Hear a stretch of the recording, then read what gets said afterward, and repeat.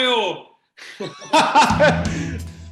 All right, episode 18 of the Football Pod with Paddy and Andy. It's All-Ireland final week. Anything to say, boys? No, it's great to be here. It's great. How would you stop? He's just spent 10 minutes of pre-recording, singing the green and red of Mayo and the N70, you name it. I'll tell you, I've never seen a man as excited in my life. I was up in the Fina on Saturday, in the club in the Fina in Dublin, and I was talking to a couple of Dublin guys, and the kids there, they were 10. John, this just shows how Dublin have destroyed their championship, right? And they were saying that the first time they ever seen Dublin really losing was against Mayo and the kids. And the first time this September that Sam Maguire will not be going into a school in Dublin is now. So they don't know what to do with themselves. Do you know? I'm telling you, I've done a few of those gigs now with the schools. The kids were getting bored of it as well. They had no interest. They started looking, can Liverpool bring in the Premier League? And the teacher's like, no. We got the lads in again with this cup. You're right. They won't know what to do. They won't know what to make. And even, I know the girls as well, bringing the Brendan Martin Cup in for the last 4 years as well. So it's going to be a lean September around the primary schools around Dublin. They're going to have to start doing actually some work in school, which might be the worst thing for them. But Andy, that was what a reserved entrance. That was ridiculous, wasn't it? You'll get away with it for 20 minutes, but Paddy didn't he just wind himself up last week? At the end of the podcast, he was full Mayo. What a professional. You have to bring it down, lads, you know. Look at the smile on him. I tell you, I can't wait to see next week's pod if Mayo actually get over the line. Will you be on it? We'll have to just be me and you, Tommy, I'd say. Oh, yeah, I don't know. He might go missing. I'll stagger on for that one, Patrick. Yeah. All right, well, do you know what? We'll leave Mayo for a few minutes because there's only one place to start, lads. Oh, Jesus, sorry. Yeah, go on. Come on, Paddy. Come on. The empire has collapsed. The Meath ladies footballers, the Meath women's footballers, the story of the sporting summer. I'm just going to put it out there. You can bat me away if you want.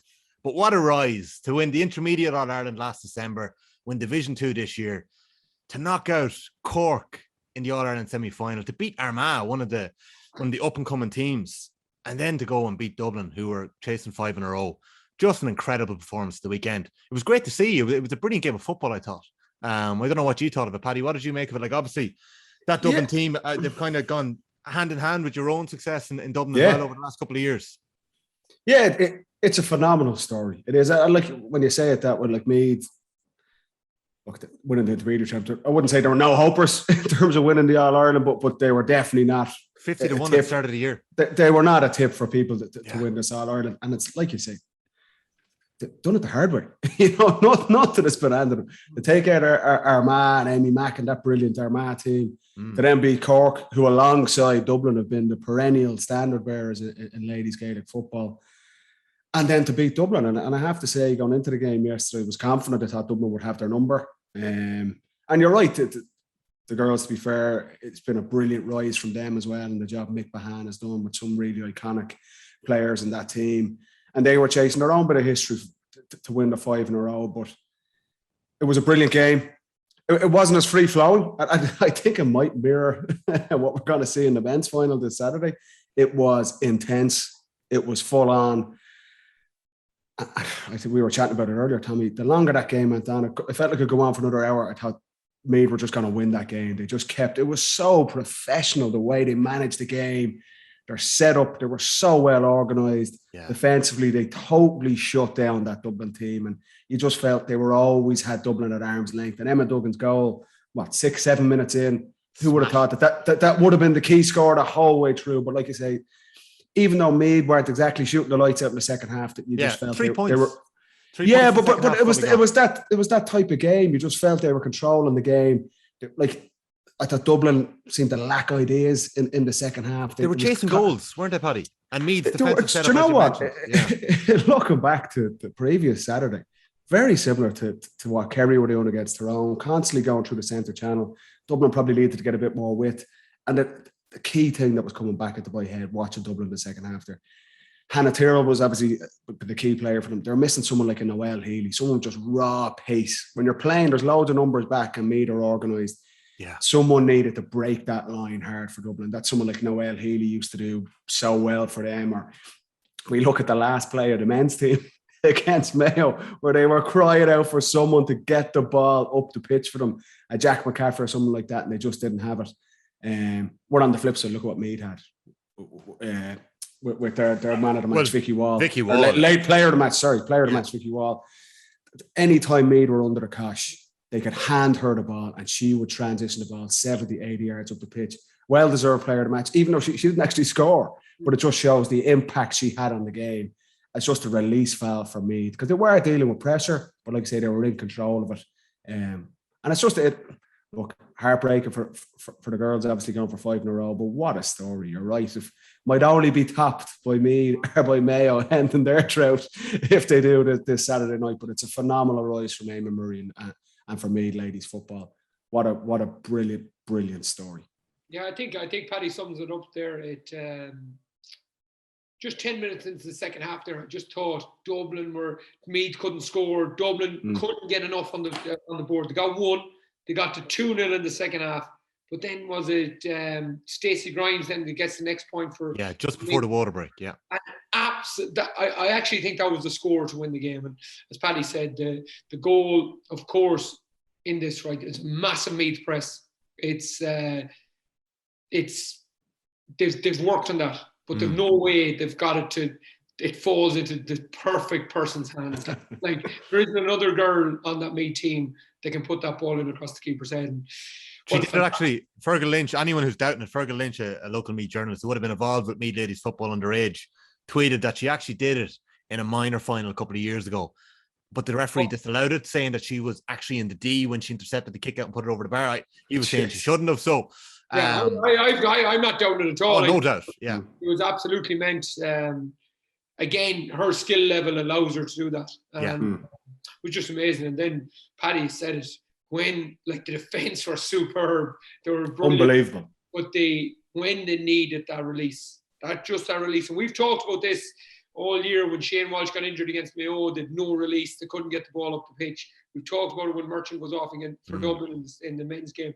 No release, but whoa, Vicky Wall just gets the ball. She must have just driving. She must have covered a couple of K, just driving with the ball, and it just gave them the release. You could see her every time up. Dublin had to foul her before she got into the 45. And that was just an amazing result. And I just think it shows what you can do with development, but it shows what you can do when people commit. But it also shows the importance of really good coaching. And 100%. That Dublin team are a phenomenal team, but they had a way of playing, and Meath just fitted in. The counteracted, played with 2, maybe 3 sweepers at a time, all in different kind of channels, and just kept Dublin outside the scoring channel. Like, some of the scores Hannah Turrell kicked were the highest. Like, you're on about the highest quality, in over a right shoulder, beautiful points. But that's the way they had to score the points. And I just thought it was brilliant. It was great to see. And you're on about the story of the summer. That's not going to be top, lads. Even like us down here, if we're lucky enough. That'll be the story of the century, Andy. We know that. No, lucky enough to get over the line. But I just think, in terms of performance, maximising what you have, good coaching, beating the best teams in it, it's unbelievable. But that's it. Look at the progression that Mick Bahan has brought in to that Dublin ladies team in terms of the technical ability of the players. You know, I've worked with Mick in DCU, with Sigerson, and also with the senior team for a year. He was with us in 2014. He's a brilliant coach, really, like, in terms of the skills of the game, technical, and that just shone through in all the Dublin games that you looked at, the skill level that those girls had. But on the flip side, and you look at what Eamon Murray's done, Andy hit the nail there. They were so organised. Like, on the kickouts, in defence, just constantly. I just felt they always controlled the game. Always controlled. From 7 minutes in, Emma Duggan gets the goal. They go in 5 points up at halftime. And even though, like we said, probably struggling for scores a little bit, but it just felt like every single player on that pitch knew their job to an absolute T. And Andy's right. By having that alone, that gives you such a chance. Then they've got some exceptional players on top of that, and that gets you over the line. But it was a brilliant coaching display, the organisation, and to come from where they've come from in that space of time is spectacular. It is. It's spectacular stuff, and well deserved. And Jesus, Tommy, what a couple of weeks for Meath. What's going on? What's going on over there over the border? Well, I was going to ask Andy, can it translate, like, because obviously Mayo had that incredible spell of champ before the Cork team came along and the Dublin team, the Mayo women's footballers, set the standard at the start of the century. But that didn't necessarily spill over into the men's team, or did it? Like, were you looking over and looking at the All-Irelands and the All-Ireland finals and thinking, we need to be doing this as well? Like, you were getting to All-Ireland finals in 04 and 06, but the dominance of the Mayo women's team was at such a high level at the start of the century. Yeah, well, there's a direct correlation there between like where the really good players came from at the time. So if you look at the Carnacon stronghold, which was Cora Staunton and the girls, Alan Dillon and all them girls would have been of the same age profile, and they all came through at the same time. So there'd have been a correlation, but the excellence that the Mayo girls produced was far superior than what the men were producing at the time, and the consistency. They just had better players. Like you seen the quality of the kicking in the junior game between Wicklow and Antrim yesterday. The West Meath girls in the intermediate game, and the obviously the Dublin and Meath girls in the senior game. At that time, Cora could do the inside the foot, the outside the foot, the punch. She could do all three kicks. Very few girls could do that. But now you see it. It's all beautiful technical kicking, and the accuracy has gone way up. I think the goalkeeping position in ladies Gaelic football has really went to a different level, which makes it a way better spectacle. And I think the work that's been done on the ground with girls throughout the country is amazing. Like, you see the quality of the Cork Meath game in the semi-final, the quality of the last year. I thought the Mayo girls in the semi-final, bar the first quarter, they were excellent. Like, really good. The performance of Rachel Kearns from Mayo in the semi-final was as good as anything we seen yesterday as well. So all parts of the country, there's a real kind of lift in what's happening in ladies football. But we have to give the kudos to you Leinster boys. All three winners yesterday were all from the one province. So you're obviously doing something a bit better than us, Yeah, very, very much so. I hope it's not a flash in the pan. I was going to say, like, Westmeath lost the intermediate All-Ireland final to Meath last year. They won it this year. Meath had lost 2 intermediate All-Ireland finals before last year.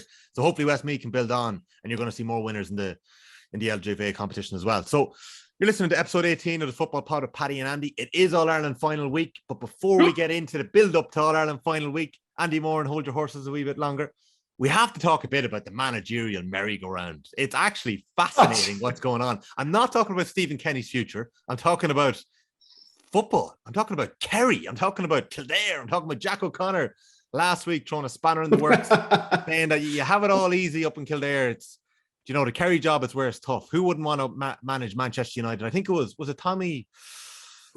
it Tommy Lyons who said it back in the day that Dublin were the Manchester United of Gaelic football? Well, Kerry sounds like something Tommy would say. Yeah. So obviously Jack O'Connor, lads, he released a statement earlier on that he was stepping down from Kildare football. Peter Keane is still the Kerry boss. I was making the case last week that I believe that Peter Keane should get another year. That I believe he might winter out this winter one more time, but Paddy, Jack O'Connor stepping down from Kildare. Were you surprised by that? Because he had a couple of weeks ago committed to a third season in charge of the Kildare footballers. As he told us in the Sunday game, a Leinster final in Division 1 football. It wasn't bad.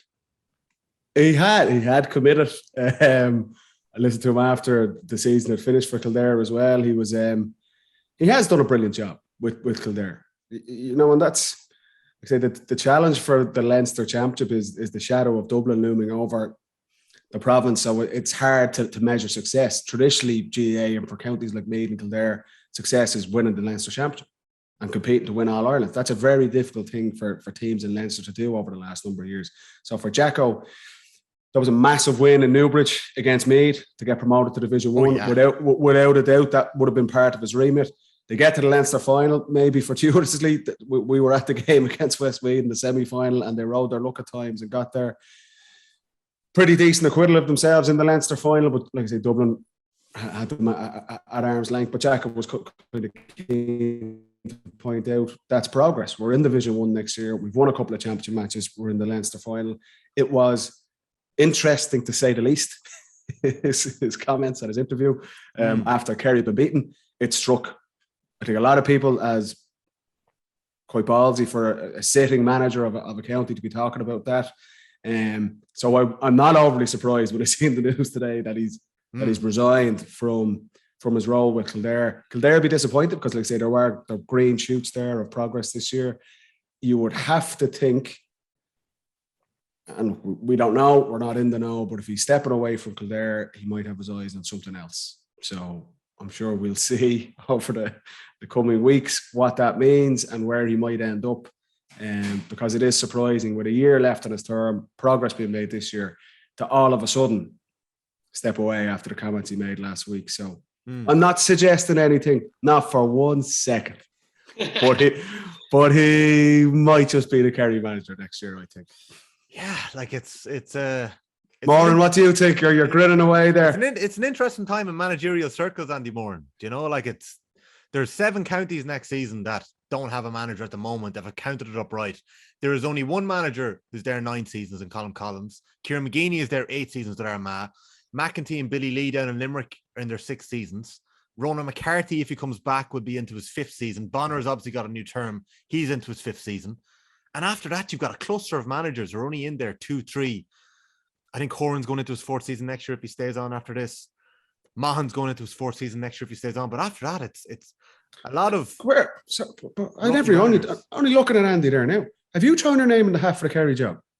The Kerry job isn't open. Or Kildare? What's the commute over to Kildare from where you are? Oh, it's too far. I was going to say, great mileage though. I couldn't believe this morning when you put it up. I don't know which one of you put it up on our WhatsApp, but it was... it was just, it was a shock, I have to say. I couldn't believe it. But Tommy called for his head last week and off the ball, I think. That's the power he has. That's the power Tommy Rooney has. Look, I'm not saying I had any influence in the decision, but what I would say is that if a Meath manager was talking like that, he wouldn't have time to release a statement. He'd be gone, like. He'd be out the gap. Yeah, like how can you be talking? Like you're a Division 1 county. Where is the pride? Like, you know, I look at Jacko's gone. No, I'm not going to say anymore. But like, should he not be looking at Dublin and saying, geez, we got close to them this year. Look what Mayo did to them next year. Next year's the year I'm going to take them further. Look, I think with Jacko was always a bit of short-termism there in Kildare. And I think Kildare football should be looking. They should be like, they have a 2018 All-Ireland final under 20 win there. Like, they should be looking to develop that a bit better than they have done. But like, you're looking at Kildare, Laois, Meath there, and they're all sleeping giants at the GA. So, like, at least in fairness to you guys, you've got moving. You've won the minor, made good progress at the senior level, and the ladies obviously pushing on. So there's good stuff being done in Meath. I think Jack O'Connor has improved Kildare, from being honest. If nothing else, he's got them to Division 1, and he seemed to give them a tiny bit of steel, which they were lacking for the last while, which is always a positive. And then Laois, I think, will come good with the right appointment as well. So there is a bit of progress being made with the Leinster teams, but it's a fascinating one. Like, Peter Keane's still in the job. Yeah, and we're talking about a manager that's just after leaving the job. It's very unusual. It's more Premier League soccer stuff. It's always been like that with Kerry, though, hasn't it? Kerry's always been sort of like that. I think we put it up there a couple of weeks ago, just again, either on the pod or on the WhatsApp, where it was just managers falling left, right, and centre. It was just it was going Wicklow down. Leitrim, Longford, they were all just kind of falling. Fermanagh. Yeah, they all just fell at once. And then there's a break, and now there's a few more going as well. So it's amazing what's happened in a couple of weeks. But Andy, it just shows how tough a job it is. Sorry, Paddy. Why do you think that is? That county boards looking at, like, on the flip side of that, you look at what Enda McGinley goes in and does. He's fresh into Antrim, does a brilliant job. Loud kind of take the bull by the horns, go, we're going to take in Mickey Hart. He's a phenomenal, iconic manager. Let's get him in and let's start pushing about it. Look what Rory Gallagher's done with Derry. Look what John Mahan's done with Offaly. Our county board's looking at that. And we touched on it earlier in the year and just going, if they can do it, and it's nearly a kick in the backside for county boards. They're saying, well, listen, we want that. We want a piece of what Antrim or Louth or Derry or Offaly or these teams are doing. And we always say to Andy, all any coach could do, you know, not every team can win the All-Ireland. There's very limited teams that are going to compete at that level.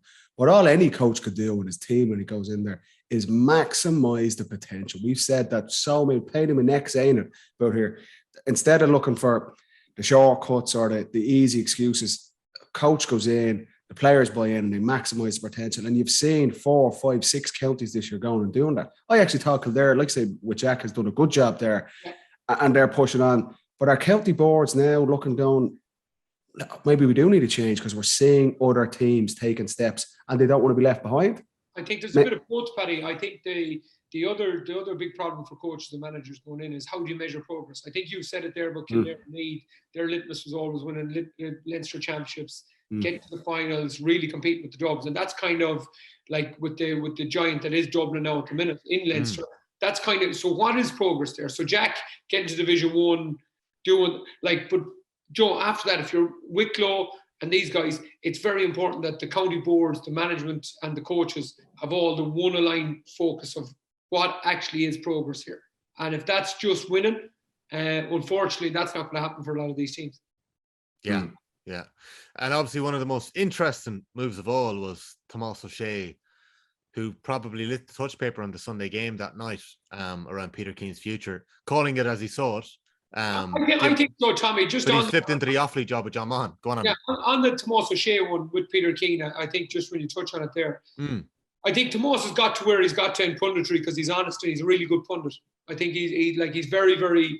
I think his article is very good. I think he's probably the best person on the Sunday game, himself and Kevin McStay, and I think he's good. So like when he's asked, it's just his way to be honest in it. Yes, it was harsh on Peter Keane, but if he bluffed around the two, I don't think it was him. No, so, it's not his style. And if you read his Saturday piece, like if you read his piece in the Sindo or the Saturday Independent at the weekend, he explains it very well, and he goes through the process as well of talking about the rumours that were there in 2004 when Jack O'Connor replaced Paddy, and the story was put out there that the O'Sheas won't play for Jacko.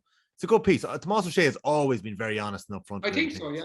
But now he's obviously slipped in with Offaly with John Mahon. It's a very interesting one, seeing that. We've seen Donaghy do it as well. We've seen Tomás do it too. As somebody interested in getting involved in coaching, is that something, that kind of a route that would appeal to you, working with somebody else? Yeah, geez, look, Paddy laughing. Look, he's teed up. This is a job interview again. I tell you, if Andy Moore, if he's not flogging his gym, he's flogging his coaching wares. Look at him. It's a genuine question. It's a genuine question. I have nothing to do with this. I have no interest in going coaching. I don't give a shit. Yeah, I have no interest. You have to back me up with this. Slate them all. Yeah, no. Listen. There's many different routes you can take. I'm sure. And I'm not speaking for Tomás O'Shea here. I'm sure Tomás is looking to get into progress into the management side of things. But what better way to learn under an experienced manager, John Mahon, who's obviously open to real good experienced people coming in, and away he goes. Tomás now must be 43, 44 years of age. If not now, then when? Like myself, you're on about the coaching side of it. I'm 37 or 38 in November. If not now, when? Like it gets to the point when do you do it? And I'm sure that's where Tomás looking. The opportunity arose. He's probably given up a lot to take up the chance to win coaching.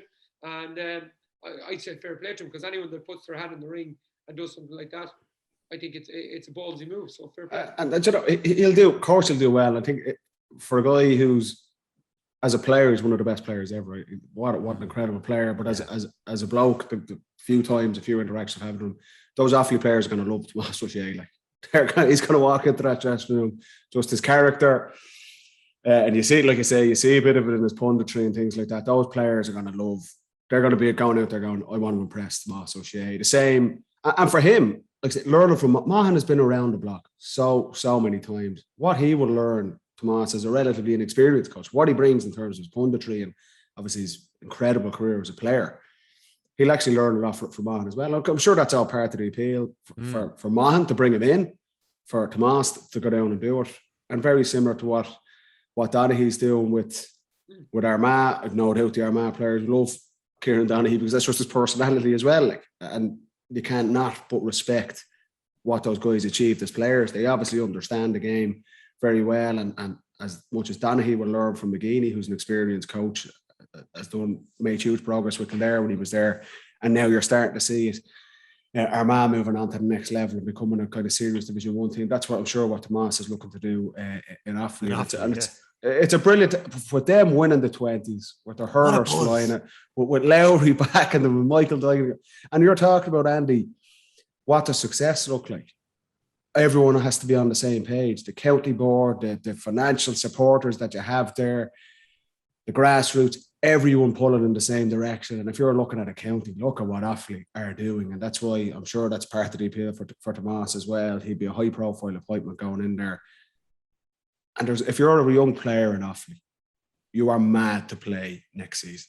You can't wait to get there. If there's trial matches in January, if there's trial matches in fucking November, December, the boys are playing. Whereas 3 or 4 years ago, there's no light at the end of the tunnel. The lads are like, you know what?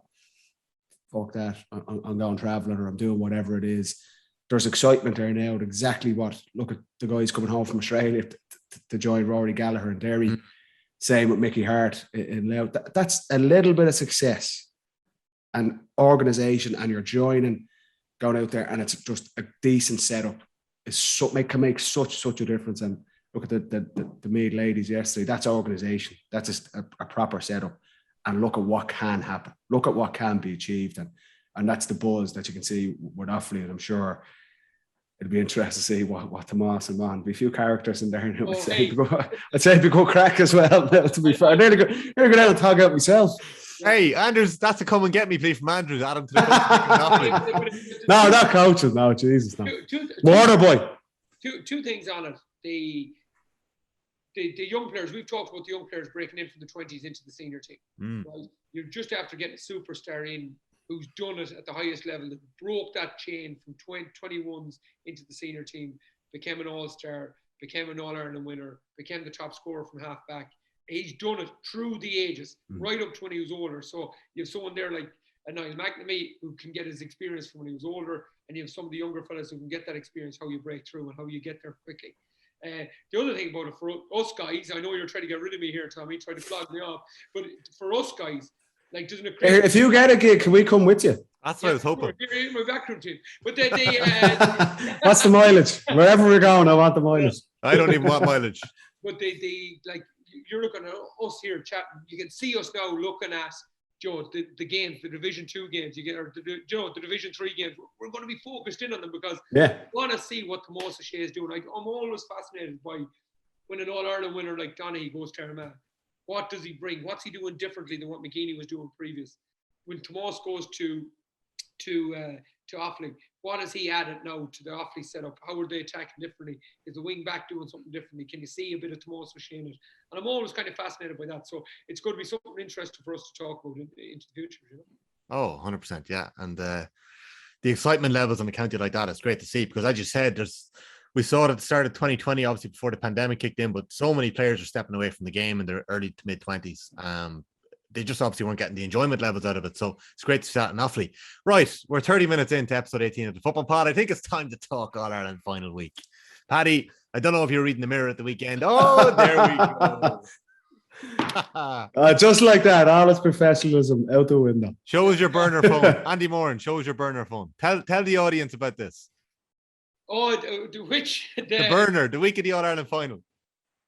Yeah, like I wasn't a monk. Like I actually enjoyed working, actually coming into the final. I think I probably miswrote that a tiny bit, but I love being busy, but I hated the phone. I absolutely hated the phone.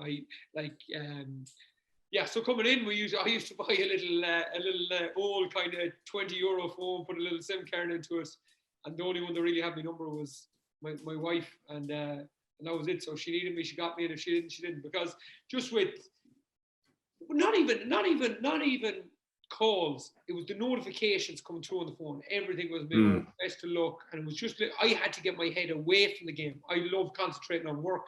I love going into a class. I love going in, maybe sorting out a few accounts or just burying myself in something for an hour or two and getting away from it. And if I had the smartphone with me, there was always something flicking through on it. So I just, for the week of the games, I used to, 16 and 17, I used to just get rid of the phone altogether. And if Anton was important on it, Jenny used to look at it every now and then and just look after that from there. I still don't look after my social media profile, so she still does that. What? So it didn't make any difference to me anyway, you know. So, that's a revelation for the audience. Well, it's the truth.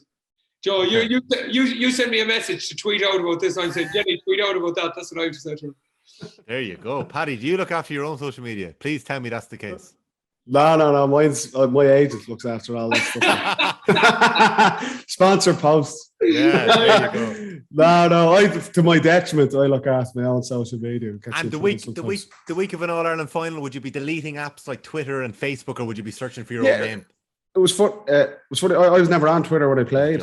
I never used it when I played. I only started when I started my new job, and then obviously with you boys as well. But I never really used Twitter, and I just delete. Not on Facebook either. I would have deleted Instagram the week of it. I think players, like I said, we were quite experienced by the time myself and Andy's team were playing against each other. We were used to it. We had very kind of coaches, with James Horn and Jim Gavin with us, that we were kind of really ahead of the game in terms of the professionalism and the preparation. And I think GAA has got to that level now where you're just trying to avoid distractions. The old stuff about All-Irelands, and you're going out doing loads of media that week and there's tickets and you're talking to everyone. That doesn't really happen anymore. Be very surprised. And like I say, with these two teams this weekend, they will be laser focused. And for me, I used to love it the couple of weeks, because it was coming into autumn and you're used to training in the summer, and we always knew we train at DCU. When we start training under the floodlights again, and it's a little bit colder, and lads are wearing woolly hats going out training. Isn't it? It was like the summer was gone. And when the summer was gone, we knew it was the business. It was the business end of the championship, and we were getting ready to play Mayo or Kerry or whoever it was, Tyrone, and All-Ireland finals. And that always stuck with me. We'd go out and the floodlights are on and you're putting on an extra layer going training. It was autumn time, and that meant business. And for us, for the couple of weeks, whether it was 2 or it was usually 3 weeks. I know it's changed, obviously, for Mayo. This time it's 4 weeks. But it was usually a 3-week lead in. And for those 3 weeks, you're never, ever as close with your teammates than any other point in the season, because you're training. The days you're not training, you're going doing your recovery, you're going swimming in the sea with the lads, you're going for lunch, you're going for coffees. You are brothers. Like they're the only people you want to talk to. And even your own family, they're on the outside. And like your mum and dad are obviously they're amazing, but they want to talk to you about things. They kind of get used to it after a while. But anyone that's not in the camp, you don't want to talk to, because it's just a distraction. And they don't mean to. And of course, they just wishing you luck. And like Andy's saying, the phone is hopping, you're getting hundreds and hundreds of texts and things a week. You are just hanging around with your teammates, and it's going for coffee and talking about, what if this happens? What are you going to do? What about this player? What about that player? You're never as close during All-Ireland a couple of weeks as you are when you're preparing for a final like that, because it is the biggest game of your life. And you're always trying to play it down, and it's just one more game, and it's just stick with the process and all that stuff.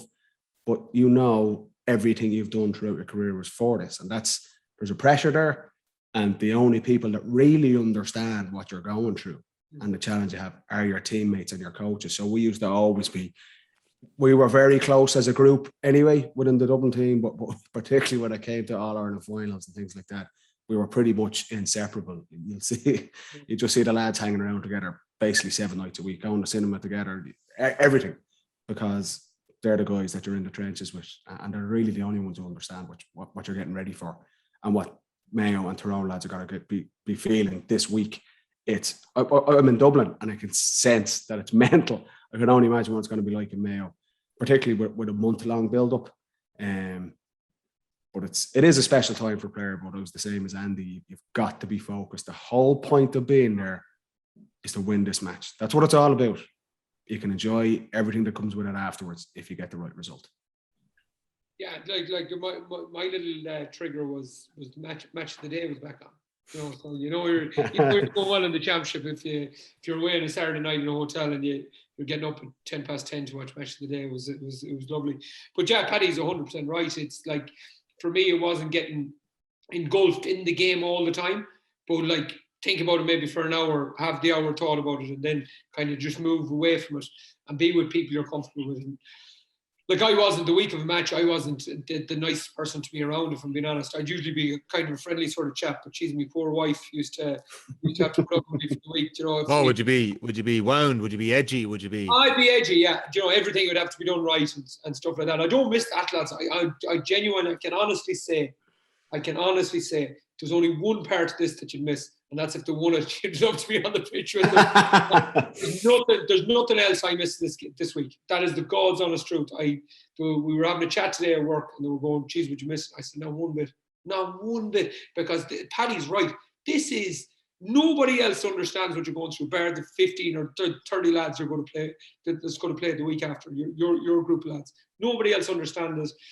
No one understands your mind frame, what you're going into. I went into All-Ireland finals when I haven't been playing well. I've been on when I've been playing really well, and you just have to focus and try to get yourself right, get your routine, do things that help you and work for you. And I just found it. I found it really actually beneficial having kids before, because you slept anyway because you're wrecked anyway. So it helped me with my sleep patterns and things like that. But you know what, Andy? I know a few of our lads who had kids said the exact same. Yeah. There's nothing better to take your mind off of than running around with the kids, dropping up to school and things like that as well. Because it can, especially in my earlier days, when my first couple of finals, you can overthink it. Yeah. It can, and that's why, Andy, you always make the point about 2012, that final. That you and Donegal were pretty similar, that you hadn't been there before. You're about relatively like a novice going into that final. That's what I think the advantage of, like say, 11 of the Tyrone starters played there in 2018, where they put in a decent performance but came up short against Dublin. And then the Mayo guys, you can't underestimate the importance of them getting to that final last year. Even though it was different and it was Christmas and it was COVID, it was still mentally preparing for the biggest game of their careers against, at the time, the best team and the biggest challenge of their careers as well. So both teams have that experience. James Horan has been around the block. He will, everything you're seeing from Mayo within the camp is exactly, I have to say, it's similar to what Dublin would have done. Get all the fluff, for want of a better word, out of the way early so you can prepare and get ready for the game. So Mayo, I don't think it'll phase them at all. And the same with Tyrone. Tyrone have those guys that played there. Both teams are experienced that they'll be dealing with these things. And you can see it, that they've kind of all gone to ground already. That all their media stuff and all that stuff is out of the way. Anyone talking from those counties is now outside the camp. It's ex-players or it's ex-coaches or it's agents like us talking about it. Washed up books like us. Basically, yeah, has-beens. Has-beens and never were's talking about it from my side. But I think both teams, that experience, they will be locked in and focused on throw-in on Saturday, getting their matchups and getting their tactics right. What were you like in 2013? You had obviously had the disappointment of missing out in 2011. Were you a bag of nerves in 2013, or were you like, this is my time? No, there's nothing as maybe dramatic as that, I suppose. Dramatic, I suppose. Yeah, it was. This is my time. It wasn't that bad. Not America. No, it was good because there was actually because it was James' first year as well. It was our coach's first year. That the guys had won the All-Ireland in 2011 with Pat. I was new, Paul Mannion, Jack McCaffrey, Kieran. It was all our kind of first years playing in the team as well. And our coaches were relatively new. Like I said, it was James' first year and Declan Darcy and the guys as well. But I was just excited. I remember excitement. I was really, really excited. I'd been injured. I missed the Leinster final and the All-Ireland quarter-final, so I was back in the team for the semi-final against Kerry, and I played reasonably well. And that was that famous game against Kerry. And no, if I take it back, I was excited, definitely excited about it. And it was what was ultimately going to be the first of our many, many, many, many games against Mayo in that final. And I was confident. We played Mayo in the National League that year. We'd beaten them. We'd beaten what we felt were a brilliant Kerry team. We were confident we'd win that game. And little did we know that Mayo were going to bring what they brought for the next basically 10 years. And it was an absolute mental game of football. And we were very lucky to get away with it in the end. But I remember my initial things, my first final, I was actually just very excited, if I recall. And maybe that's wrong, but 8 years ago, that's the feeling I have with it. Would you have many people coming up to you, Andy, the week of an All-Ireland final looking for tickets? There was a brilliant piece of Tommy Welsh before the hurling final a couple of weeks ago, and he said, "No, Joe, I'd be handing it over to the mammy the week of the All-Ireland final, and I'd be giving her a list, and he'd be putting an order on the list of who he thinks deserves the tickets the most. Whoever asks him gets on the list. Tommy put an order on it, hand it over to his mom, and she'd make the decisions of who goes where. There wouldn't be boys asking him, geez, thanks for the ticket, but you wouldn't mind putting me in the Hogan beside such and such. Because he said he put that down. I loved it. He put that down to inexperience on behalf of the people who were asking that question. Yeah, but I think it's at this stage everyone has got a designated person. Just who's yours? Oh, Jenny, obviously. Yeah, no surprise there. Jenny seems to. Does she do everything for you? Do you do anything yourself? No. She works. It's a partner. If you get this Kerry job, is Jenny going in and selector? Oh Jesus! But in the logistics, it'd be like a TD. Throw away the TD and the wife does the. Yeah. But I know it does strike me that there's a big role to be played there in that kind of the logistics of that week. You know, the people around you. Well, like for me personally, like when we were 4, 6. Jenny was with all them finals. So by the time we got to 12, 13, 16, she was well used to it then at that stage. We'd learned a lot along the way. So she was, she used to just do all the tickets, maybe have one conversation about it, and that'd be it. I wouldn't even get involved in it. I'd just step away and just leave them at it, really. Yeah, Paddy, I don't know about you, but I'm getting a lot of DMs in the Football Pod Instagram looking for tickets this week. So I kind of feel like I'm in. You're going off me. I did get one off you. Nathan Murphy's looking for a ticket, by the way, if anyone's out from. But no, I don't have any tickets, so apologies to everyone getting in touch with me. Paddy, surely the Dubs had a system that you players were not asked ever for a ticket. We were the same as everyone else. But I think it's funny. I know people just they might know. Like say, I know Tommy's there. They're inexperienced. We used to get 26 tickets, and that's it. No more, no less. Each player to get them. You got your what was it, I think 8 free. You had to buy then the 18 other ones, and that was it. And people think if you're a player, you've unlimited resources. So everyone and look, people. I obviously worked in Davy a lot of the time I was there, and now with Medicine. We have clients as well who are looking for tickets, and it's just assumed that it's social media as well as a big thing that anyone could contact you. Yeah. And then buddies from school, like secondary school, that you haven't spoken to in 10 years. Can I get 4 tickets? I'll take 4. Or just if you can only get me 2, I'll take 2. Like, for fuck's sake. But it was mental, and we were like that. We were very good with it. We got our ticket, like I say, we'd our press night the week after the semi-final, a couple of days after the semi-final. We got our tickets that week, and they were gone by the weekend. So the 2.5 weeks or 2 weeks leading up to the final, they were just gone. And it was, then eventually. Who dished them out for you? I'd actually do it. I'd have known exactly who I was getting tickets for, and that was it.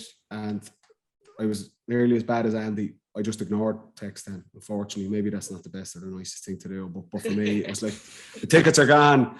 You were getting a blue tick, but there was no response coming. I was just in lockdown, and like I said, that was just our style of what we did. And it's too important. There's too much stuff going on, and this is the key thing. And for young players or inexperienced players, like it is an All-Ireland final. We love the game of Gaelic football. We've played it since we could walk. The All-Ireland final is the Super Bowl. And you enjoy it when you're out. But when you're a player in that, you have to win.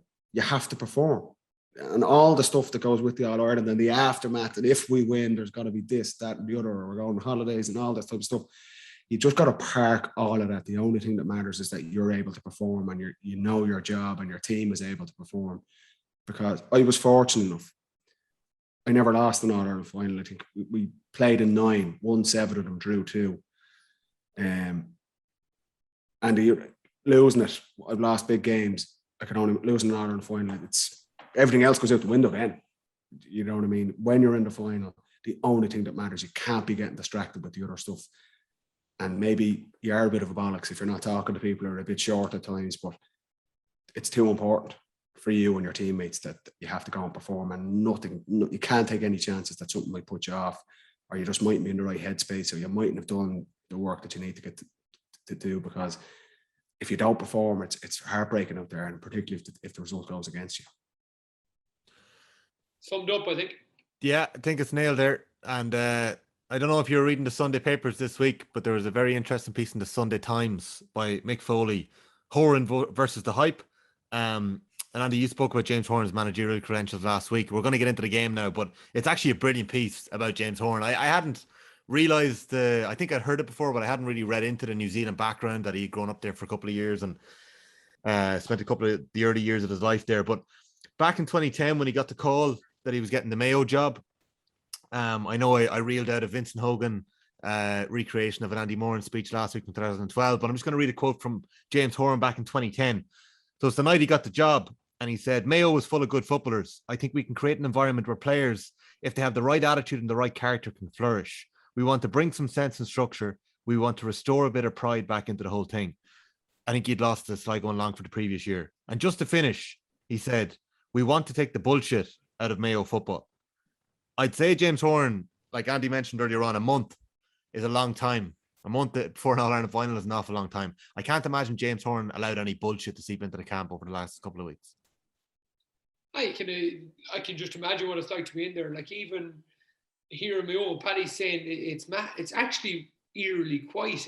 It's you can see the signs going up, you can see the flags going up, and people are excited. I am actually getting the true feeling of a fan. But we hear nothing. No, I mean, you hear nothing from that camp at the minute. It's in lockdown. They're training away. They're doing their own thing, and for all intents and purposes, I would say they're going into this final having been really prepared well and focused going into the match, and that's all you can do. Then you have to go and perform. But for me, it looks like things have been done in the right way and done in the James Horan way. He'd always say crazy stuff happens coming up to the game, and he'd prepare for that as well. And he wouldn't be afraid if like Killian goes down against Clare. It's next man up for him. I went down in the 2012 quarter-final. It's next man up. We play Dublin 2 weeks after. He just gets the team prepared and he just moves on. And I think he's a huge advantage to us. I genuinely think he's a huge advantage to us. I don't always agree with what he does football-wise. Like, the opinions everyone has got an opinion. But in terms of preparing the team, taking the bullshit out of Mayo football, geez, you can't say he's definitely achieved. He's definitely achieved in that game. Yeah, but I think that is an incredible. He said that the night he got the Mayo job 11 years ago. 2010, yeah, the night he got the job. That's incredible. I would say maybe overly simplistic, but that has summed up what he's done. To have that vision and that idea, the first night you get the job, and what he's actually gone on to do with Mayo in 2 spells, that's incredible. That is incredible, and I think that sums him up. And that's what we felt when we played Mayo in those games and so many of those titanic battles. There was no bullshit there. It was man on man, and it was flat to the mat. And to be honest, I think Saturday's going to be the very same as well. It's going to be absolutely titanic. The way both teams play, what they're both good at, what they're both maybe not so good at. They're so well matched. It's a fascinating game. But like I say, if you were Mayo, you wouldn't want anyone else leading your team in there from what he's set out to do and what he has done. And Saturday could be the crown and glory of that for James Horan. And I think he deserved it if it was for what he's done over the last decade. I spoke to him nearly a month ago now at the Mayo All-Ireland final press day, and he left me with a quote, and he went off chuckling through the stand in McHale Park, saying, I love that quote. After he left me, he said, he learned it, he said, on a presentation about the Gurkhas, they're Nepalese fighters from Nepal. And what they do is they embrace the jungle. So that's what he wants the Mayo team to do around the hype and the build up and all the bullshit. Embrace it and see where it brings them. So I think we've left the listeners waiting enough time today to get into the real reason why we're here, and that is to preview Tyrone and Mayo this weekend. So we're going to take the bullshit out of the podcast and we're going to get into it. Paddy, no more Meath talk. No. We'll leave Meath where they were. Rightfully, they led the We're podcast. just an hour and a half into the podcast of the All-Ireland final preview. We still haven't talked about it yet. We're talking about the build-up and all that. We're getting into it now. Right. I asked you both I know I asked you last week to do your homework on the All-Stars. We made an executive decision this week that we'll actually leave our All-Stars team to another podcast, and we'll do a separate podcast on it. The 1 week I did my homework. I don't believe you. And it's now fucking news. Right. You did your homework. Tell me what you think the Mayo team is going to be this weekend, because I asked you both to go and pick your teams. So I'll hear your 15 quickly. I'll hear Andy's. We'll settle on a 15, then we'll talk about the matchups with Tyrone. So What do you think is going to happen this weekend, Paddy, before we hear the word of Mayo? I think it'll be a very similar team. Henley, Keegan, O'Hara, Plunkett, Paddy Durkin, Oisin Mullen obviously back in. You think Mullen's back? Cohn. Okay. I would imagine he is, yeah. And Owen McLaughlin obviously out. You say there's a bit of talk that Owen McLaughlin's able to play. I didn't say there was a bit of talk, but we're getting Andy more in a minute. There is a bit of talk. I don't know the ins and outs. If it's the same injury that I had, and that's what was reported, where you've 2 metal plates put in, a double jaw fracture, you're not playing in 4 weeks, no matter who you are. That's insane. But I don't think I'm not maybe sure it's not. Maybe it's different. It could be a different one. So I don't know. Is that high, Paddy? Yeah. If it is, I'd have Mount and Oisin Mullen straight back in. Ruan and Loftus midfield. Dermot O'Connor, Kevin McLaughlin, or Aidan O'Shea, Kevin McLaughlin, Tommy Rooney and Ryan O'Donoghue. And I'd probably put. Leave him with that. There's a gap there. I think Darren McHale could be under pressure. I'd personally play Andy Moran, but I don't know if he's any minutes in him. Andy Moran and Tommy Rooney and Mayo. Tommy Rooney another corner. Oh, Tommy Conroy, sorry. It's just simple. He's fucking looking at me there, smiling at me there. I'm like, Jesus. I think there's a gap in the forward line, and this is where. Did you say who you're replacing McHale with? Because you were struggling with that earlier on. Who are you putting in instead of McHale? If I was a Mayo fan, what would you give for Killian O'Connor to be fit? Oh yeah. I said it from day one. I think it could cost them in the end. I thought it would cost them against Dublin. I just didn't think they'd have the scoring power. They scored 13 points, and it worked out that it was just enough over 77 minutes to get extra time, and then obviously to kick on in extra time. I see the reservations I had about Mayo's chances against Dublin, I feel are still there against Tyrone this weekend, in terms of, are they going to get enough scores? We asked the two boys, Tommy Rooney and O'Donoghue, to stand up and kick the scores, and to be fair, they did. Right at the end, they did, and they came up trumps, and the confidence both those players will take from that. But I do think there's a gap there. And they're looking at Tyrone's defensive system, the way they played. I don't think they'll be I think there'll be a couple of changes from Tyrone as well. But the way they were able to shut down the majority of the Kerry forward line, bar obviously the freak that is David Clifford, I think that gives them a slight advantage on Saturday. I don't know, who would you put in, Andy? Who's the ace in the hole? Give us your team, Andy. If Owen McLaughlin is fit, Owen McLaughlin will play and Darren McHale will drop out, I'd say. Okay. And if he's not fit, I think James will go with Brian Walsh. Okay. I think Brian had a poor game against Galway. Johnny Heaney gave him enough of it.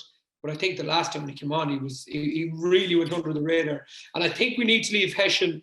I have great time for Hessian, but I think we need to leave Hessian to the second half to counteract some of the Tyrone guys that are going to come on. So I think that's what they'll do with Hessian. And we're going to need a kick with 20-25 to go. And I think we'll leave Hessian till then, And well, if you think, Andy, Tyrone are going to have a kick, and they have in every single game they've played.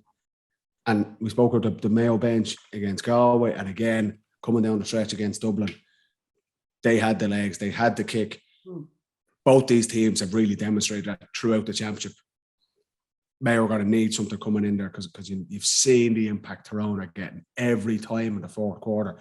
They've guys coming in, and Mayo are going to need to have an answer for that. And James Horan, look, there's no better man to be prepared. And it's who does he hold in reserve, and what kick does he get off the bench? Because I think Kevin McLaughlin will start. He was obviously the two McLaughlins were the aces against Galway. Off the bench, yeah. So okay, we don't James Horan has given Owen McLaughlin every chance since the All-Ireland final. He did not rule him out at that press day a few days later. He was saying he has every chance to make the All-Ireland final. So I don't know, whether or not he's going to be there or not. But the word on Oisin Mullen, we haven't had definitive word yet whether Oisin Mullen is going to be starting or not. But a quad injury, he seemed to have a bit of a chance to make it, or maybe he had no chance to make the semi-final. Maybe we all believed he had a chance and he didn't, but he seemed to me like he was quite close to making that game. Maybe if it was another week on, he would have got it. So I was devastated going up to the Dublin game when I heard he wasn't on the squad, even to bring him on for 20. So that's how close I thought he was. But I heard it was a bit more than what I thought it was in terms of an injury. But then I didn't think he was going to be back to the final. But now I've kind of just there's positive kind of vibes around Mayo at the minute that he will be back. So fingers crossed that will come. He'd be a huge plus for us, as will Owen McLaughlin be. But if we got one of the two of them now, I think we'd be very happy and we'd take that, you know. Okay, let's talk Tyrone then. Like, you spoke about their defensive system against Kerry. They had got their whipping in the league against Kerry. They conceded the 6 goals. They've been opened up. They've been, like Padraig Hampsey and Niall Morgan talked about embarrassment after that game, we'll say. So they made sure they did not concede goals against Kerry. We knew Kerry were chasing goals. Their defensive setup against Mayo now. Are Tyrone going to spring a couple of changes? We've seen the strength of the bench. Andy, how do you feel Tyrone are going to set up this week? Do you think Duran Logan will pull a couple of changes? I think it's a funny game. I was going through it today. I think the keepers are very even. I think who will come out on top there is going to be huge, both off the tee and both place balls. I think whoever wins that battle, it could have a massive turn on the game. Defensively, man for man, I think Mayo are better. But I think system-wise, I think it totally evens it up. Tyrone probably have a better system. Okay. I think Mayo have an advantage. Yeah. Forwards, I think, is even. And I think on the bench, then Tyrone have an advantage. So I think it's like Kieran Cunningham made a tweet today. I was telling you about it, Tommy. Like, if you're definitively saying one or other team is going to win this game, you're bullshitting, like, basically. I was just about to read out my definitive prediction there now. So Kieran Cunningham my predictions are gone to shit anyway after the last two semi-finals. I will give Paddy credit just before I go on to the Tyrone thing, and you were talking there. Like, bar the result, obviously, you called the Mayo Dublin game to an inch of its life. I was saying this today, actually. Where you literally said Mayo won't score more than 15 points and Dublin will just wear them down, chip them down. And for long periods of the game, that was actually true. Only that Dublin didn't put Anton on the score sheet themselves. So Paddy actually called that right, bar the result, thank God. But with this, with the game, I do think Tyrone are going to change. I think they're going to change. I don't think they're going to go in with the same setup. I have a feeling, even though it's going to kill that long direct kick out, I have a feeling they're going to throw a curveball with Derek Hannon. Really? I have a feeling he done well last year down in Castlebarry. For who? Because I think for one of the midfielders. I think they'll move Matty Donnelly out of there, and I think they'll play Canavan up top, and he'll interchange with McKenna in and out of that. That's a kind of triangle. That's a big. That's a big call. Like, Paddy, you spoke about Conor McKenna potentially going on Dave Moran in midfield the last day as well. Could you see that happening? I have a very similar idea to what Andy's saying there, but I actually don't. I think it'd be for Michael O'Neill. I think Michael O'Neill, as well as he did in that sweeper role the last day, that was a very specific Kerry-based decision to play him there along with Frank Burns. I think the team will be the same, but I think Michael O'Neill will come out, and I was actually thinking Mark Bradley or Canavan will come in, that jinky forward, and they play a full forward line of McCurry, Matty Donnelly, and Bradley or Canavan. I think it'll probably be Bradley. Really? And that Matty Donnelly will come in and out from centre forward and just rotate with Conor McKenna. But I think Michael O'Neill, as good as his job was the last day, I think that was very specific for Kerry, and I think Tyrone will play with an extra forward this weekend. I don't think Cotton McShane will start. I don't think Derek Hannon will start. I think particularly the way Mayo play, this first half there's not going to be a lot of space. It's got to be scrappy. It's got to be flat out. As McShane scored 1-3 the last, he scored 1-2 from play, but I do not think he's moving that freely. I still think, and as much as that boost to his confidence, there was huge space. Like, Kerry's defensive structure was gone at this point. Jason Foley, he's not going to cramp for one of his scores. Yeah, one of his scores, exactly. So, and once from the turnover from Matty Donnelly. So McShane, although we got the headline scores, I still don't think he's at the level he was at previously a couple of years ago pre-injury, which is totally understandable. Canavan as well is an electric player, but the physicality and the man-to-man, particularly in the first half of playing against Mayo, I don't think that suits him. I think those two guys will be a huge plus when the game is a bit more open in the last quarter. That's why I don't expect Tyrone to change that. The only change I was thinking, similar to Andy, I agree. I think Mayo definitely have an advantage at midfield over Kilpatrick and Kennedy, but I think that those two guys are going to play. They've stuck with them all year. I think it'll be Michael O'Neill will come out for me, Mark Bradley, and they'll be a little bit more attacking than they were against Kerry. Did Bradley start against Donegal? Monaghan. I'm just trying. He started against Monaghan. He did. He started the Ulster final against Monaghan. Yeah, he was at the top, and the two boys were inside. Yeah, Andy, what do you think about that? Like, is there much of a muchness between Canavan and Bradley? They're quite different in style, if not in stature.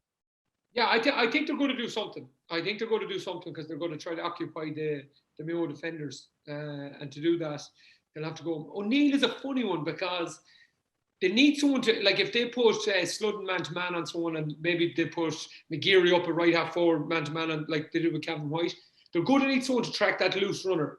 And I think O'Neill probably will do that job. But I'm not sure. I kind of like what Paddy kind of said there, so I wouldn't kind of fully disagree with him. I'm just checking who started Donegal. Like O'Neill started 6, I think, against Donegal. He played a similar kind of sweeper role, but that all kind of changed when Murphy got sent off. So I don't think we saw the full fruits of Michael O'Neill's influence for Tyrone until the Kerry game. I think Tyrone were looking to, like, Kerry's greatest strength was the forward line and looking to contain that. That was the fear. Maybe fear is the right word. Tyrone knew they needed to shut that down.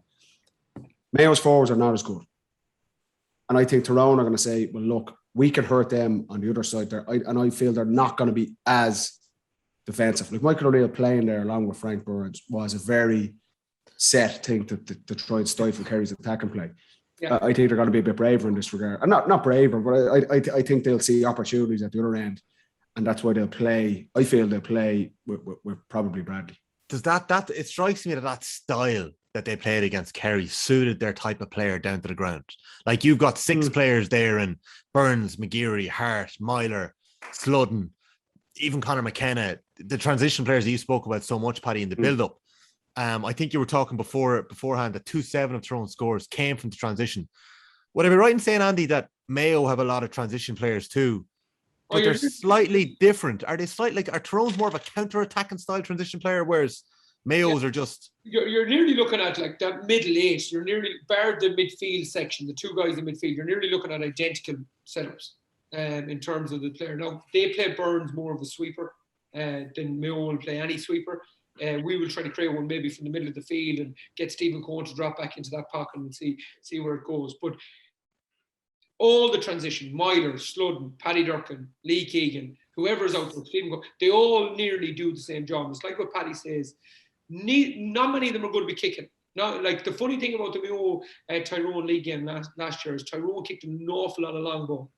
But Mayo were way more open at the back, way more set this year, and I think it probably suits us a tiny bit more. So it's good, very unusual. I just clicked up there on the laptop here. I just clicked up actually the Donegal game. Yeah. I think the only change from the Donegal game the last year was Michael McKiernan started instead of Rory Brennan. Or Rory Brennan started against Donegal. Rory Brennan started, Michael McKiernan didn't. So maybe this is their go-to team. Maybe me and Paddy might have just called that wrong. Maybe this is the set one. And I wouldn't say Donegal and Mayo are that dissimilar the way they try to play either. So maybe this is the go-to team. Maybe me and Paddy would call that wrong.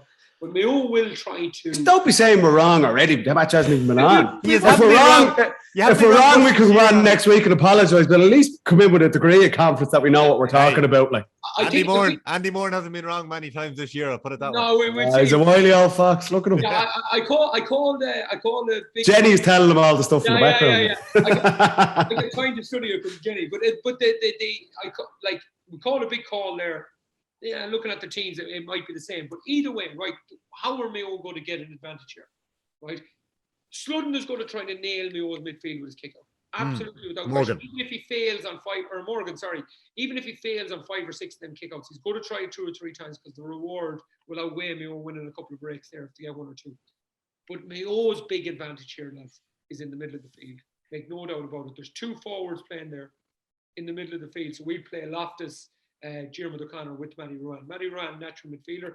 The other 2 guys are half forwards. So they can be elusive there, in around the fringes, running Kilpatrick, running Kerry, and just kind of really getting at them in that little kind of, you'd nearly call it the number 10 space between midfield and striker if you're I think that's an advantage to Mayo, most certainly. I think they're so even nearly everywhere else around the pitch, like say the goalkeepers, the whole way up. I think Mayo could have an advantage there. The only thing I was thinking, with Dermot O'Connor. Would Dermot O'Connor go on McGeary, no? I think the way Tyrone will play McGeary, as I said, I think they'll play McGeary like we played Paddy Durcan a couple of years ago. They'll play him, they'll put him on somebody. So they could on put Durcan, perhaps, no? They could put him on a Durcan, or they could put him on a Hessian. I would have thought Durcan would go on Peter Hart, no? And that's what I'd be imagining. That's the whole way I kind of do it. But they're going to be, like Paddy, you know yourself, this everyone will want to mark their own man. Yeah, and you know, and I think it was Jim McGuinness said it. This is me agreeing with Jim McGuinness again. Tyrone are so hard to pick up. Like, I remember when we used to prepare to play Tyrone, they just go everywhere. Yeah. You know, it's not set. That's this. Their whole game is transition. So it's very difficult to try and definitively say he's going to pick him up, because they literally go everywhere. That's why I think Matty Donnelly starts on Jason Foley the last day, but then he starts coming out around the middle of the pitch, and Kerry are kind of looking, going, what's the story here? McGeary all of a sudden gets 40 possessions. You're going, who the hell is marking this guy? And they're just so elusive in their movements. But I questioned Kerry in terms of allowing the Tyrone middle third to have the influence on the game they had the last day. For McGeary to get 40 odd possessions, for Matty Donnelly, even though it didn't really impact the game on the score sheet, and Peter Hart, the three of those guys were controlling the game. If you're James Horan, you've got to be looking and going. McGeary has been arguably Tyrone's best player this year. Someone has to mark him. You know, we praise Conor Moyler did the job of Paddy Clifford. Who are Mayo? And Mayo have the players who can do that. Can you mark a McGeary? Yeah, he's so important in their transition. Look at Clifford. Look at Paddy Clifford. But how do you mark someone like Kieran McGeary when he's trying to play between the lines? Go back to someone man to mark him. It's like what we're saying, Ryan McHugh. Ryan McHugh now is a problem. Follow him everywhere because everyone now marks him, and he wants, like, the way he defends in good positions, and then he attacks. So you can mark him, but you're releasing a defender to mark him. Now, when you release a defender to mark him, you leave space behind you. And that's the danger. But tell me, you're saying, how would you mark someone like McGeary? And Andy, you hit the nail on the head when we were praising Moyler last week. Someone's got to sacrifice their game. Someone's going to say, I might not have 20 possessions in this entire match, but I tell you what, he's only got to touch the ball 5 times. And anytime he gets it, I'm going to absolutely bury him. And the only thing he's going to do is hand pass it back 5 yards. Like, Dermot O'Connor has the influence, has the athletic capability to do that. I'd say he's arguably one of your fittest players, Andy. But does James Horan turn around and say, well, Dermot O'Connor, particularly around the middle, gives us something a bit more in an attacking sense? He can get up and kick those lovely outside of the right foot points, 2 or 3 points. I think he'll have to. I don't think he's going to be the one. I don't think he can be the one, because I think he is going to be, if we're going to get enough scores to win this game, I do think to get into positions, because Kilpatrick and Kennedy, if they do start, which I'd have my doubts, if they do start, the two of them, they are the little angles. You can get space off midfielders. You can always get space off midfielders, because a midfielder essentially wants to catch and link play. That's what they'll do, you know? As you're talking there, I'm really believing that one of those two may not start at the weekend. It just seems that Tyrone were set up so perfectly to take down Kerry that they're going to change it up, because Mayo are such a different proposition. The way they attack, the way they play, completely different style of football. So I think there could be changes. Very interesting. I'd love to see Derek Hannivan start. I think it'd be, I think he adds something completely different for that Mayo defense to deal with. He's electric. Yeah, no, I agree with you. I think he troubled our defenders. He's elusive. He hasn't started the game on championship. He hasn't started. Yeah. And I think it's a big ask to do it now. I think. He played well against Mayo in the league a couple of years ago, right? Yeah, last year when they were down. But now that game was a gale force win. So basically, Tyrone dominated the first half, and Mayo dominated the second half, because it was just a gale in McHale Park. You played two of them, Paddy. It's a nightmare. It's freezing. It's blowing straight down the pitch, and it's just. This was July or August, was it? Yeah, the middle. You never came out of Dublin once April. Yeah. I have never not been in McHale Park where it's not a bloody hurricane, and the grass is long, and it wasn't for me. So, it wasn't for me. But it was one of those days, and it was just. And Canavan and Conor McKenna played very, very well together. And it was just. I do agree with that. It would be a tough ask for him. but he could go in there and do 40 minutes. I'm hoping he doesn't. I think. But Andy, I just the way Mayo play and the first half of this game, this has got to be beyond frantic. My own experience playing against Mayo All-Ireland final games, there's no space. It's flat out. I don't think that necessarily suits Canavan's game. Okay.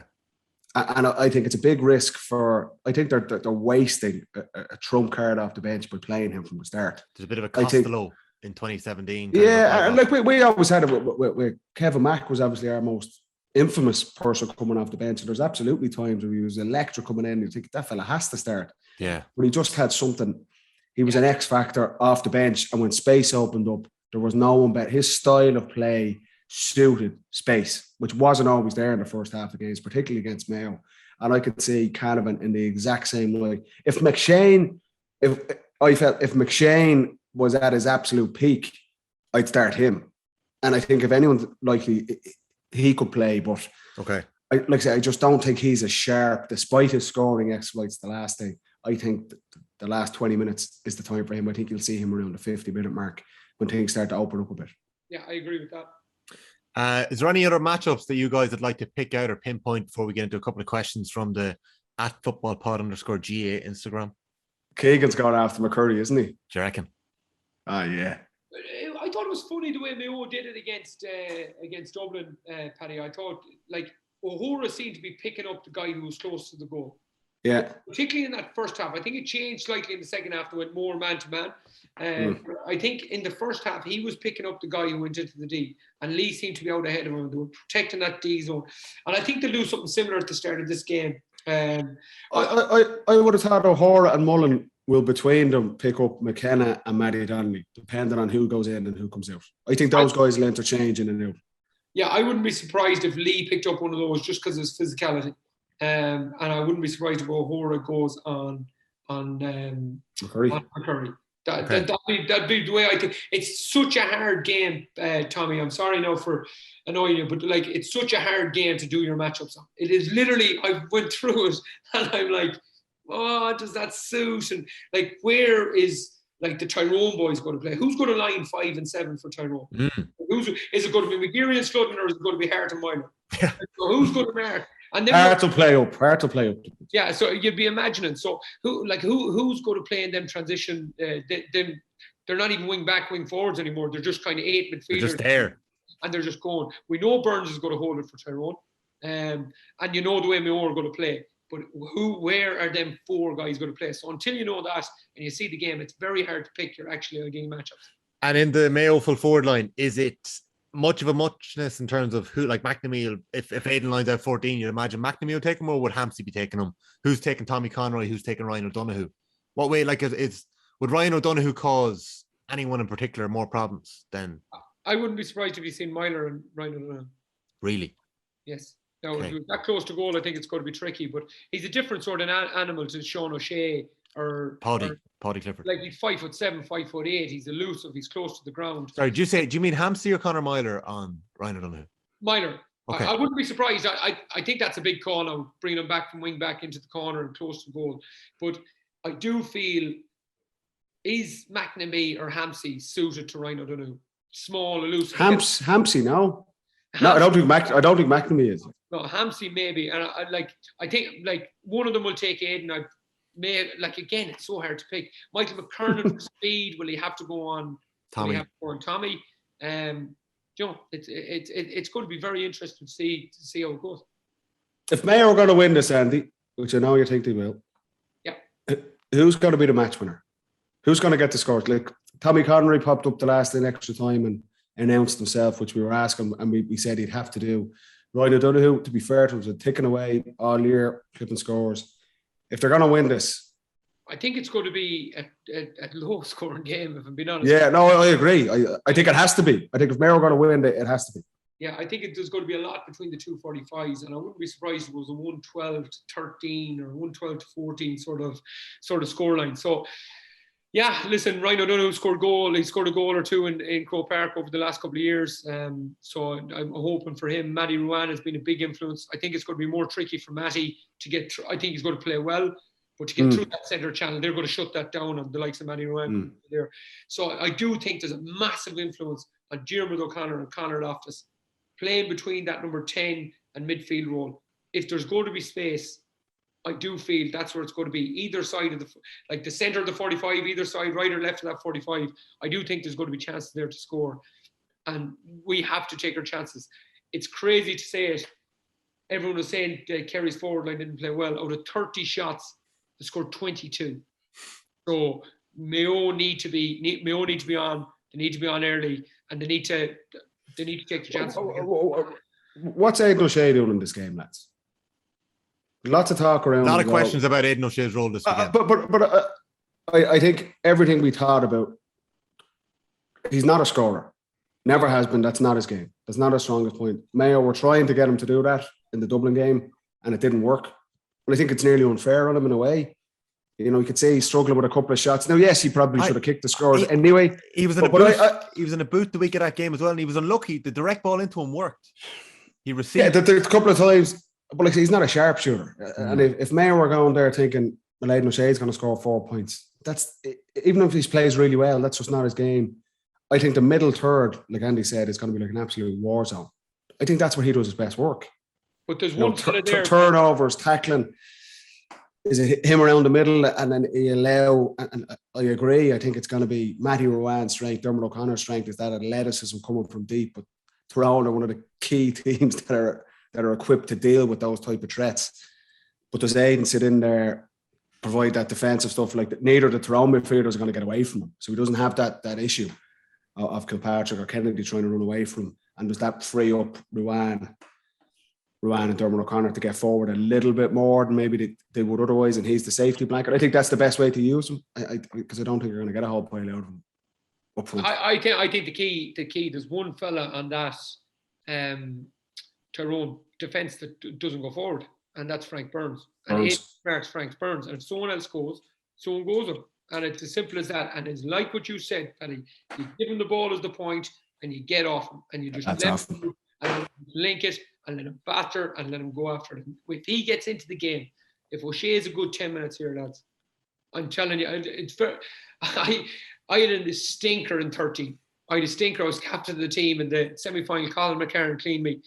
Mentioned in his book, we won't mention that, but he cleaned me in the semi-final, and I went into the final. And to be honest with you, when it got to it, I was that bad in the semi-final. There was no pressure on me because it couldn't go any bloody worse. You know, so I went in, enjoyed the final, enjoyed the parade, did all right in the game. And I think Aidan is in a very similar situation. And he just has to go in there now, and he just has to grab it by the scruff of the neck. If there's a fight, he needs to be at the bottom of it. If there's a throw-in, he needs to be in the middle of it. If there's anything that moves, he needs to be going at it. And for as hard as he can go at it, he just goes at it. And I think Frank Burns gives him the ability to stand there and just mark his spot and give us field position all the time. I expect him to have a big game, I have to say. So it's a massive game for Mayo. I think it's a massive game for Aidan O'Shea. He's the captain of the team. He's lost. He's had the heartbreak. And look, so was Paddy Durkin, so was Lee Keegan and these guys. Aidan O'Shea is probably over the last decade. He's the face of that team. He knows the pressure's on him. It didn't happen from the semi-final. He's looking at that as a massive a win it was for Mayo. Aidan O'Shea was sitting on the sideline when they're 5 points down. And the Mayo team won that game without him. His mentality, I expect him to have a massive game because he knows how big a game it is for him personally as well. The way this game will go around the middle, it'll be frantic. He's a brilliant tackler. I think it could nearly suit him in a way.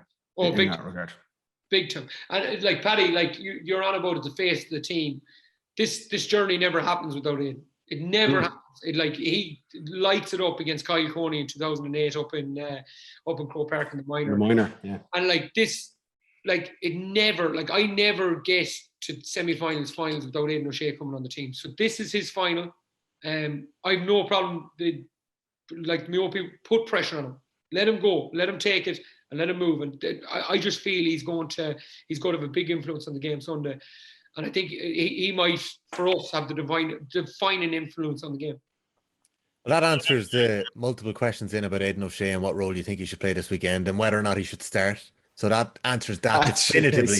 Look at, hey, the questions are being asked. Who's asking those questions? Is that people from Mayo? I don't know. I couldn't tell you where they're from. It would be a debate. It would be a debate in Mayo circles, because I suppose the narrative that went out, Paddy, was that it went way better after Aidan went off. But the fact about it is, he goes off in the 46th minute. Robbie kicks the point, and we really don't kick another point to the 63rd or 64th minute. So it didn't go that well. Its perception is unbelievable, isn't it? It's perception. And in that game, I agree with Tommy. Aidan should have scored 3 points. He should have scored the 2 in the first half, and the one that came into him in the second half where he caught it, he should have just batted it over the bar, which would have been 3 points in play. So this is the game. Paddy's 100% right. Aidan isn't, for me, if you're expecting Aidan to go out and score 5 points in the game, that's not going to happen. Not going to happen. If you're expecting to go in there, win kickouts, get turnovers, link the play, be a positive influence from the game, then you'll see the best of Aidan O'Shea. But Andy, that's what I feel. If he's playing on the edge of the square, that's what he's judged on. Yeah. It's unfairly so. No, in a way, you're kind of going, well, if he is full forward, he's on the edge of the square, you have to contribute something to the scoring, but that's just not his A game. No, I don't like him and when he's playing there, and if he doesn't score, it's an easy stick to beat him and go, sure, look, he doesn't do it. And it's like, to get the best out of him, you touched on it last week. Conor Moyler had probably the game of his life.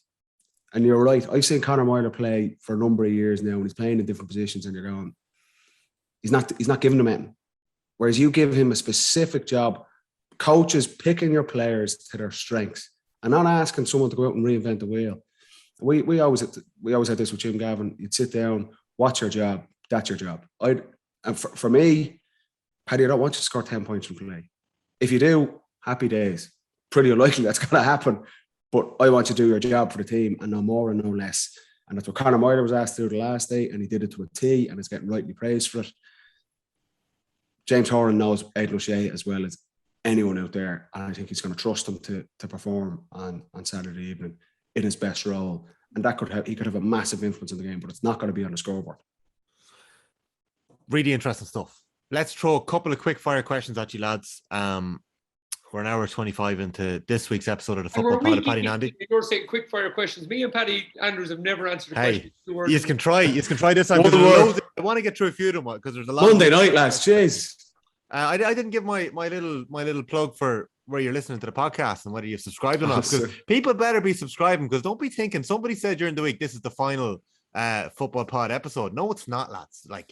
There's news coming soon about. You've extended our contracts again. This is more changes. We're not telling people yet. We're just saying it's worth subscribing to the Football Pod of Paddy and Andy wherever you get it. And if you get it on a Tuesday, that means you've got the OTB Sports app and you're listening to it there. So fair play to you. McShar32 wants to know, and this can be batted away quickly or it can be agreed with. Have Tyrone shown their hand based on their semi-final performance? Yes, Tyrone has showed their hand based on Cavan, Donegal, Monaghan and Kerry. And if you look at the 4 games, they showed their hand. You know the way they're going to play. The problem with Tyrone is how do you stop it? And if you're going to give them back the ball and they're going to turn over the ball, what was that stat you said, Tommy, at the start? 2-7. 2-7 from turnovers against Kerry. Huge amount of turnovers. And if you give them back the ball, they're going to hurt you. They've good footballers all over the place. And I think it's underestimated because they've bet Kerry. It's underestimated what they've done in the championship. They bet the Ulster champions, yes, they had a poor year. They bet Donegal, who most people were predicting to be the outsiders of the championship. They beat a Monaghan team, a really good Monaghan team, and they beat what I thought were the favourites. They've gotten better every game. Every game, yeah. They've improved time and time again. And there is no secret to Tyrone. No. They bring... If you turn the ball over against them, you're under severe pressure. Every time we played them with Dublin for years, it's just do not kick the ball away cheaply against this team. They live off turnovers. That was the most surprising thing about Kerry. Yeah. The man in the street can see the way Tyrone are and how they hurt you. And Kerry just continuously turned the ball over down the centre channel. Mayo have a tendency to do that. James Horan knows this. Yeah. So Tyrone are not going to do anything. Yes, there might be 1 or 2 changes personnel-wise. They might be a little bit more, I feel it might be a little bit more adventurous. But in terms of their style of play, there's not going to be any major surprises. You're going to have to work hard. You're going to have to tag runners, and you're not to carry the ball into contact against them. Yeah, and just on that, Tommy. Yeah, go for it. Frank Burns gets whatever happened to him before the Monaghan game.